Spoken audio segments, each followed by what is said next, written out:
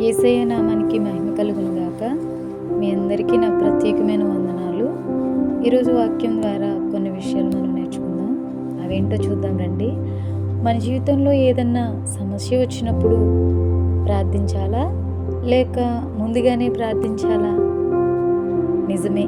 ఒకసారి చూద్దాం రండి. మమ్మును శోధనలోనికి తేక దుష్టుని నుండి అనగా కీడు నుండి తప్పించుము అని యేసయ్య మనలను ప్రతిరోజు ప్రార్థించమని పరలోక ప్రార్థన మనకు నేర్పించి ఉన్నారు.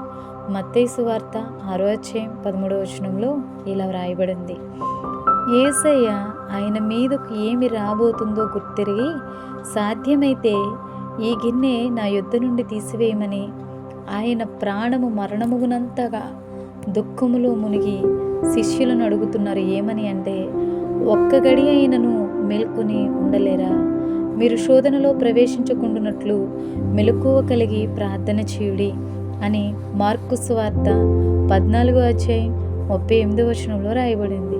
అలాగే కావున ఇతరుల వలె నిద్రపోక మెలకువగా ఉండి మత్తులు కాక యుందము. 1 తెస్సలోనికలు 5:6 ఇలా వ్రాయబడింది. మెలకువగా ఉండుడి, విశ్వాసమందు నిలకడగా ఉండుడి, పౌరుషం గలవారై ఉండుడి, బలవంతులై ఉండుడి. 1 కొరింథీయులకు రాసిన పత్రిక 16:13 ఇలా వ్రాయబడి ఉంది.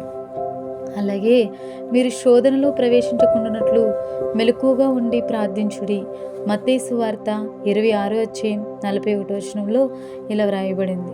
చూశారు కదండి, మనం చాలాసార్లు సమస్యల్లో చిక్కుకొనిపోయి, కొన్నిసార్లు సమస్యలు వచ్చాక చూద్దాంలే అనుకుని నిర్లక్ష్యంతో ఉంటూ బలహీనతల పాలై, రోగాల పాలై, ఇబ్బందుల పాలై, ఇంకా ఎన్నోసార్లు అబద్ధత భావంతో, నిర్లక్ష్యంతో సమస్యలకు ముందుగా ప్రార్థన చేయకుండా సమస్యలు వచ్చిన తర్వాతే ఏడుస్తూ కుమిలిపోతూ ఆ సమస్యల నుండి బయటికి రాలేక బాధపడుతూ ఉంటాం. చదవబడిన లేఖవచనాలను బట్టి మనల్ని, మన కుటుంబాన్ని, మనకు కలిగిన సమస్తాన్ని ఆయన రక్తకోటలో ప్రతిరోజు భద్రపరుచుకుంటూ రాబోయే కీడు నుంచి ప్రతిరోజు తప్పించుకోవడానికి ప్రార్థించవలసిన వారమై ఉన్నాం. ఫర్ ఎగ్జాంపుల్గా యోబు భక్తుడు తన కుటుంబం నిమిత్తమై ప్రతిరోజు బలులు అర్పించేవాడిగా ఉన్నాడు.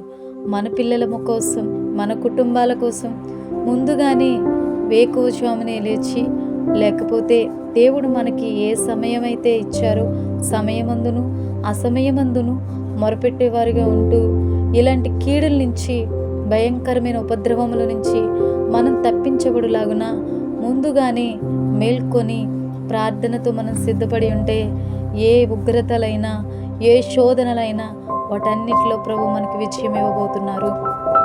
ఈ మాటలు మీ హృదయంలో ఫలించునుగాక.